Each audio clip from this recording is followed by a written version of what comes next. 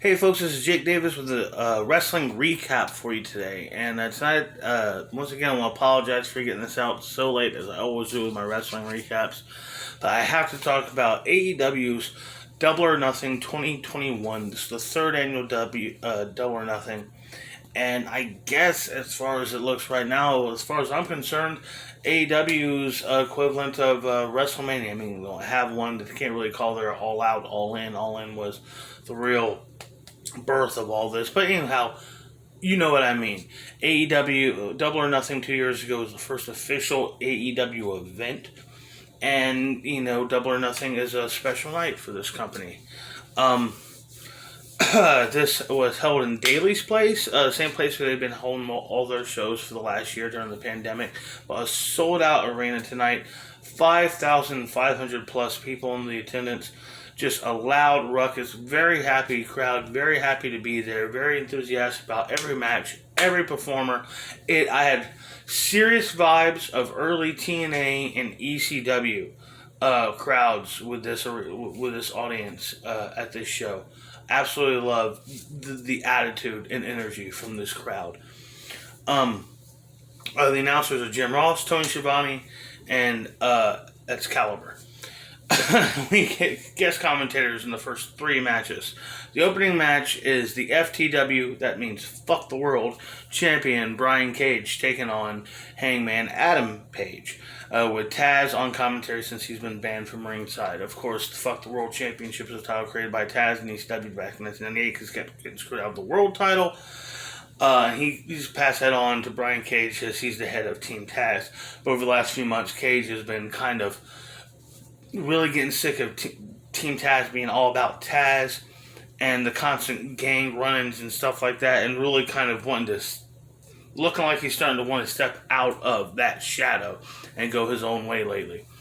This is a rematch also from an episode of Dynamite from a few weeks ago, and this is a great opening match between two guys who could very, very likely be at the mountaintop of this business in the next few years. Two great performers here. Page and Cage are both phenomenal athletes.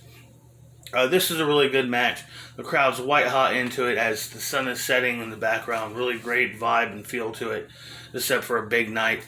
Eventually, it's Team Taz coming down to the ring. Ricky Starks and Hook, whatever the hell his name is, Taz's son. They come down there to cause a distraction. Cage doesn't want them there, and they end up distracting their own guy, not a Hangman. Hangman hits the Buckeye Lariat, gets the pin, and wins the match. After the bout, great bit after the match, Hangman drinking a beer, cheers with a lady in the front row. That was cool. But definitely that more argument and more tension between Brian Cage and Ricky Starks. Definitely going to have a match down the road. Ricky Starks even tells Brian Cage is clearly pissed. Hey, don't touch me. No, my neck. I got a hurt neck. Don't touch me. But, that's definitely going to happen down the line. Up next is for the tag team titles. The Young Bucks defend it against Jon Moxley and Eddie Kingston. Of course, Jon Moxley coming out to Wild Thing. What a great choice. This is a good match. My only problem is I've gotten to the point where anytime it's a pay-per-view match with the Young Bucks, I just got to settle in knowing this is going to go about 30 minutes. Just get used to that. But yeah, this is a really good match. The crowd is insanely behind Jon Moxley. Really good match. A lot of good work in here, especially how they play in the injury of Eddie Kingston's kayfabe broken leg from a few months ago. And eventually the finish, it takes not one, not two, but fucking four BTE triggers to put down Jon Moxley for the Young Bucks to retain the titles. Like I said, I just ran to it, but it's like a 30-minute match, as their matches always are. At one point, Jon Moxley gets busted open by taking the Meltzer driver on the fucking ramp to the outside at one point. It's a crazy match. Definitely a great match. Up next is the Casino Battle Royale, where it's basically like a Royal Rumble, but every 3 minutes, 5 guys come in with a surprise entrant as the Joker, who comes in last, ended up being Leo Rush, the former Cruiserweight Champion in WWE. Gets a huge ovation from this crowd. This match also included members of the Dark Order, The Acclaimed, Private Party, stars like Colt Cabana, Dustin Rhodes, Christian Cage, Matt Hardy. As I predicted a few months ago, the fucking first ever in-ring stare down between Christian Cage and Matt Hardy caused a huge ovation from the crowd. Jungle Boy comes out to Tarzan Boy, great ovations. And this is another terrific match. I really enjoyed this battle royal. I also really liked how everybody got their big build-ups and moments, and they actually used the time of people coming in to not kind of...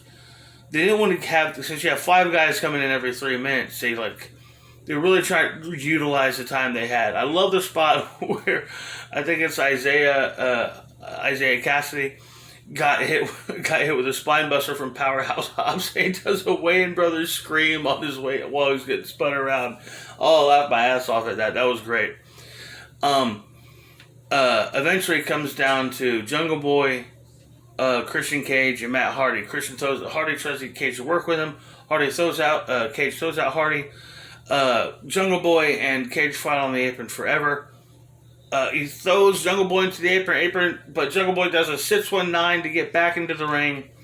Headbutt into the midsection. Christian Cage dumps him out of the ring, and Jungle Boy Jack Perry, son of the late Luke Perry, is now the number 1 contender for the AEW World Heavyweight Championship. A great feel-good moment. Huge reaction from the crowd. Jurassic Express, his team comes out with him, comes down to celebrate with him. Christian Cage congratulates him after the match. Just a great feel-good moment at the end of the show. At the end of this match. Another great match. Next is Cody Rhodes, the American Dream Cody Rhodes, taking on Anthony Ogogo. I really liked the build and story going into this match. The match itself was, it's okay. Anthony Ogogo's only had a few matches. He's very green. Cody Rhodes made him look good. Sold him like $1 million. My favorite spot of the whole match was when Cody Rhodes got him in a figure 4, and Gogo just reaches over with the right hand and almost pins Cody Rhodes while Cody's still locked in the figure 4 because he hit him so goddamn good. That was a good spot. But ultimately, what I really got praised about this is the finish. Cody Rhodes pulling out the Vertebreaker, which I don't think I've seen since Homicide used to do it when he was still in LAX. Eventually, they told him to stop doing it. But damn, man, that's a terrifying move. But he hits a Vertebreaker on Anthony Ogogo and wins this grudge match. It's okay match. It's my least favorite match on the whole show. And it's still a 2.5 star, 3-star match. It's still a really good match. This was a great show. Up next is for the TNT Heavyweight Championship, the brand new champion Miro, also known as Rusev, taking on Lance Archer with Jake the Snake. Most insane spot of this match is when Jake the Snake brings the snake out to the ring, and it's just a bag, and Rusev jumps him, takes the bag, and starts bouncing up and down and just throws it back up the entryway. The crowd boos the shit out of him, and of course, what's easier to cheat than fucking animal abuse? But I kind of really didn't like how it took multiple distractions. It took Nero to be taken out of his focus for Archer to even get upper hands throughout the course of this match. I kind of didn't like how they booked Archer in this match, especially since they're trying to make him look like a badass, dominant babyface. They could have made...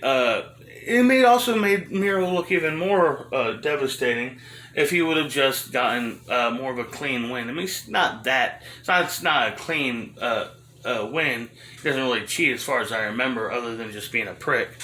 But, I mean, it's not like he uses a low blow or gouges the eyes or anything like that. But, he eventually locks in the Accolade, his modified pullback version of it, which I love.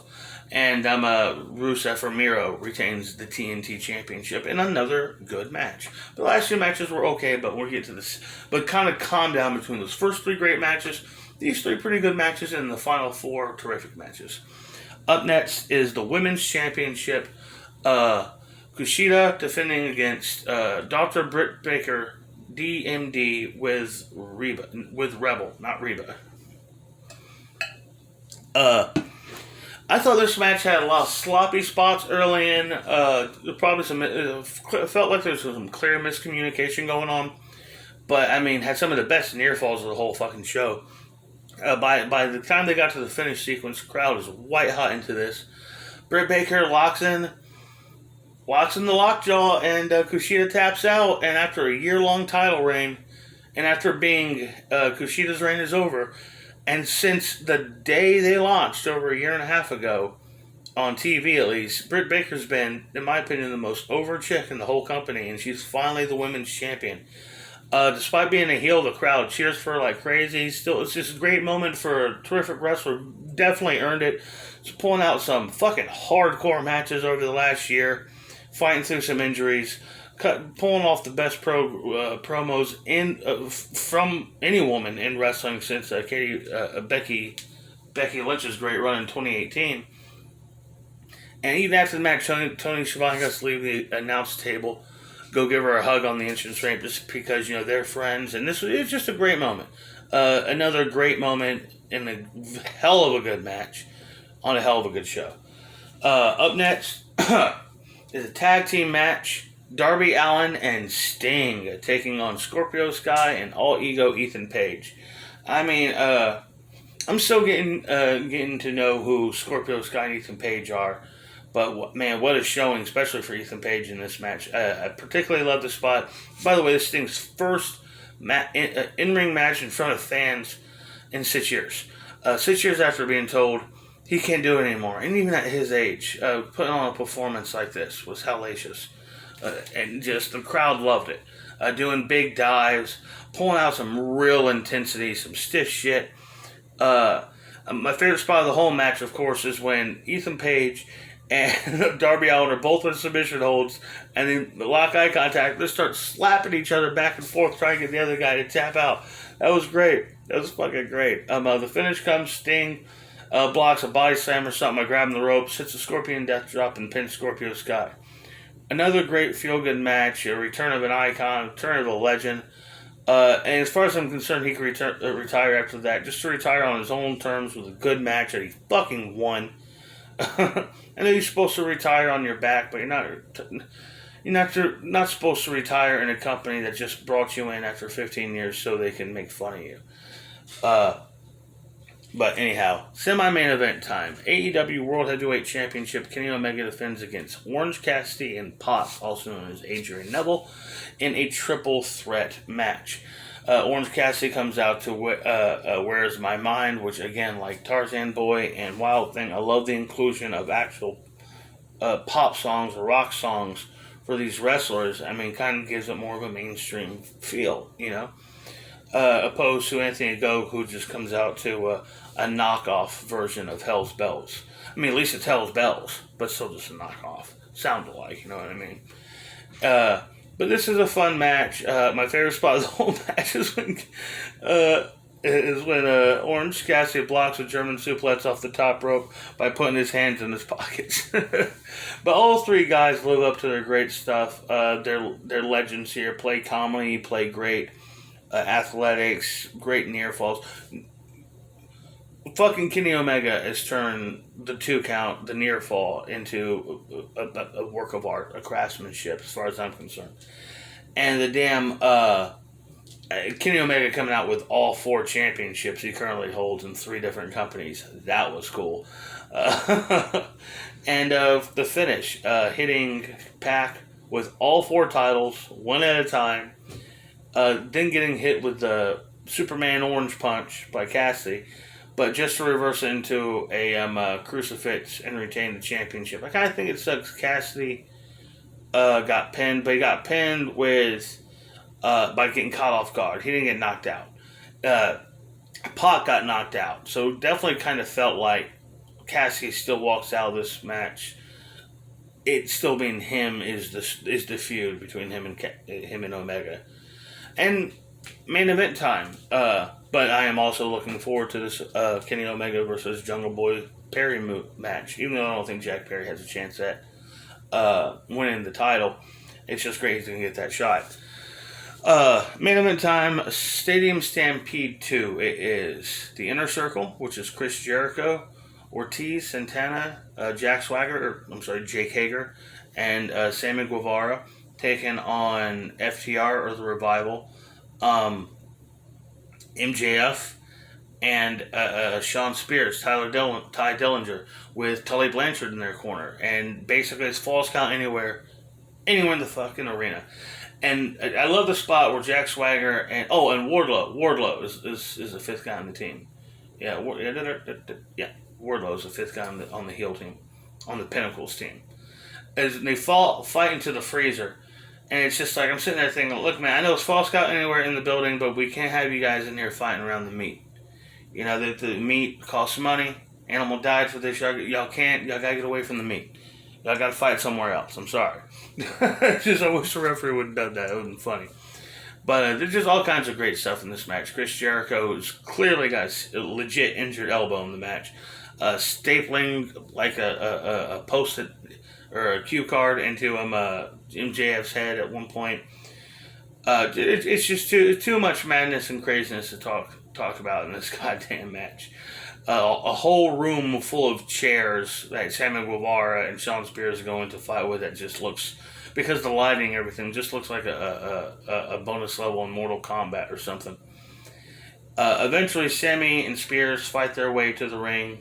Sammy hits a corkscrew splash and wins the match to not only even up the rivalry to against the Pinnacle, but to redeem himself against losing to Omega last year in Stadium Stampede, and to ensure the Inner Circle does not have to retire or break up, which was a stipulation of this match that I forgot to mention.